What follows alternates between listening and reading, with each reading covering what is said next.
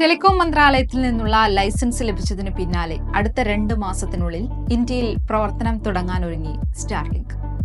ശതകോടീശ്വരൻ Elon മസ്കിന്റെ ഉപഗ്രഹ internet സംരംഭമായ സ്റ്റാർലിങ്കിന് കഴിഞ്ഞയാഴ്ചയാണ് സുപ്രധാന പ്രവർത്തനാനുമതി ലഭിച്ചത്. സാറ്റലൈറ്റ് ഡിഷ് ഏകദേശം 33,000 രൂപയ്ക്ക് ഉപഭോക്താക്കൾ വാങ്ങേണ്ടി വരും. പ്രതിമാസ അൺലിമിറ്റഡ് ഡാറ്റ പ്ലാൻ 3,000 രൂപയ്ക്ക് ലഭ്യമാകുമെന്നും വാർത്താ ഏജൻസിയുടെ റിപ്പോർട്ടുകളിൽ പറയുന്നു. വിപണന തന്ത്രത്തിന്റെ ഭാഗമായി ഓരോ ഉപകരണം വാങ്ങുമ്പോഴും സ്റ്റാർലിങ്ക് 1 മാസത്തെ സൗജന്യ ഉപയോഗം വാഗ്ദാനം ചെയ്യുമെന്നാണ് പുറത്തുവരുന്ന വിവരം.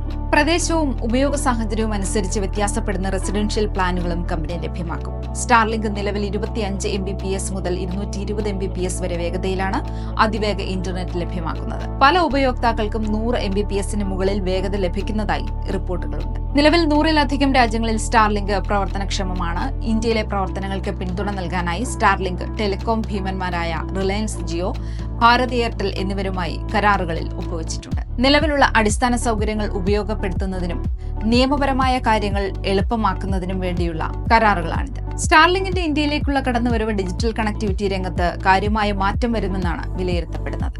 ഒറ്റപ്പെട്ട ഗ്രാമീണ മേഖലകളിലും ഫൈബർ ഓപ്റ്റിക് കേബിളുകളും മൊബൈൽ ഇന്റർനെറ്റ് സേവനങ്ങളും ഇപ്പോഴും എത്തിച്ചേരാത്ത സ്ഥലങ്ങളിലും ഇത് വലിയ മാറ്റം കൊണ്ടുവരും. താഴ്ന്ന ഭ്രമണപഥത്തിലുള്ള ഉപഗ്രഹങ്ങളുടെ ഒരു ശൃംഖല ഉപയോഗിച്ചാണ് ഇത്തരം പ്രദേശങ്ങളിലടക്കം വേഗതയേറിയതും സ്ഥിരതയുള്ളതുമായ ഇന്റർനെറ്റ് ലഭ്യമാക്കാൻ സ്റ്റാർലിങ്ക് ലക്ഷ്യമിടുന്നത്.